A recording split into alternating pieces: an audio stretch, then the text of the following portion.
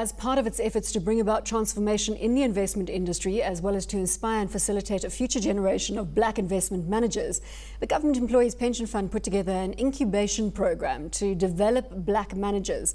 One of the managers that has now graduated from the program is Afina Capital, and its CEO, Tebogo Naledi, joins us in Cape Town to tell us a little bit about the firm. And there you go. Let's give you the platform to tell us a bit about where Afina came from and what your philosophy is, Tebogo.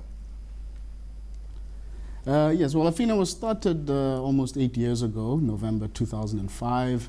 Myself and 4 other partners at the time, 3 others are still with us today, started the firm. An entrepreneurial business.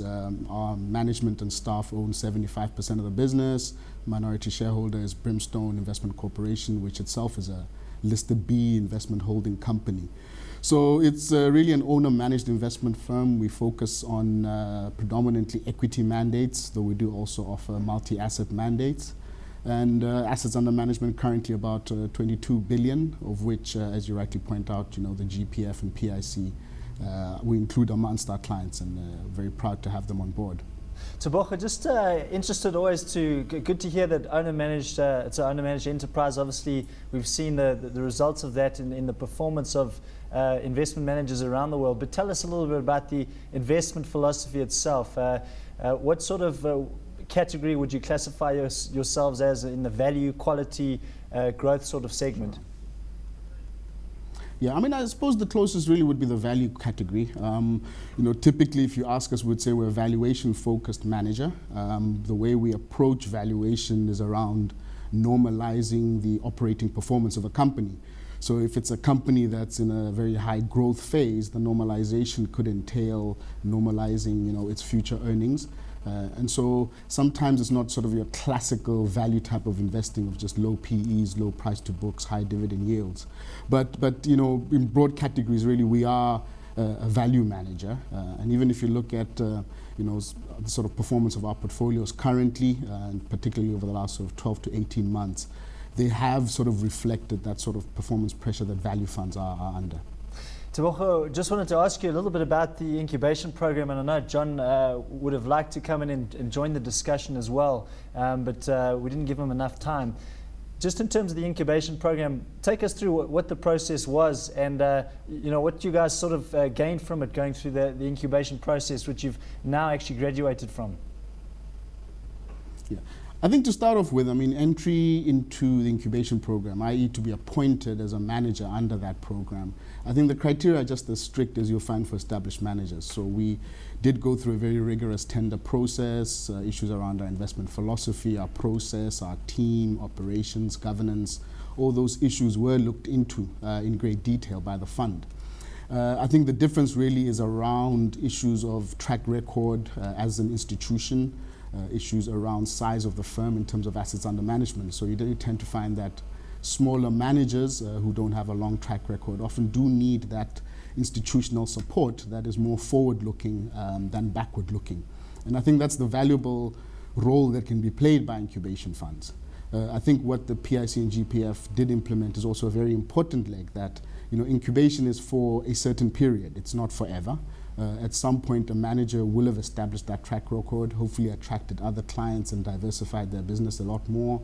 And through that sort of boost, one can graduate into the more mainstream. What is really the difference between the two? I think probably more stricter evaluation of your performance on an ongoing basis. I think also when it comes to issues around remuneration, you'll find a very different remuneration structure.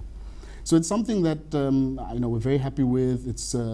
It had an impact on our business in terms of, one, the PIC GPF is a very prestigious client, and so when you're engaging other clients, it's a great reference point to have.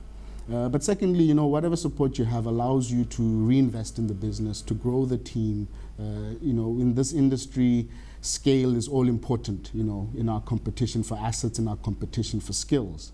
And through the support of institutional investors through incubation programs, that can certainly aid a lot of managers, particularly black managers who do tend to struggle very much in terms of attracting assets. Tebogo, I just wanted to get your sense. Obviously, it's a very overtraded market, generally, the South African investment landscape. And I just wanted to see, I mean, we're seeing we're seeing great black investment managers coming through. Do you think there's enough of them coming through? And what do you think, if there aren't, some of the challenges that lie in the way of seeing more black investment professionals either working in the large investment houses or starting their own investment companies? It's been a challenge for a long time. And if you look at issues around transformation in the asset management industry, I think it's gone through different phases, depending on where you look in history. You know, we had a phase in the late 90s, which I would call probably the first wave of sort of transformation, where companies like African Harvest, Prodigy, Infinity were formed and established. A typical sort of BEE type of structures, you know, where you do find minority black shareholding, little bit of transformation in the teams, but not too much. Those were not very successful. The second wave, I think, started round about the time we established ourselves, so 2004, 2005, where you saw, you know, professionals, actual black professionals, both on investment teams and on the business side, you know, leaving established firms and starting entrepreneurial ventures from scratch. And you know, if you were to ask me this question 8 years ago, I would have said there's a very significant dearth of such asset managers. If you look today, in terms of numbers of firms, you know, there are quite a number of firms. There are some consultants that do publish surveys specifically focusing on black-owned asset managers. And if you look at the number of firms in these surveys, they've increased quite substantially over the last couple of years. And I think it's an important thing, you know, that we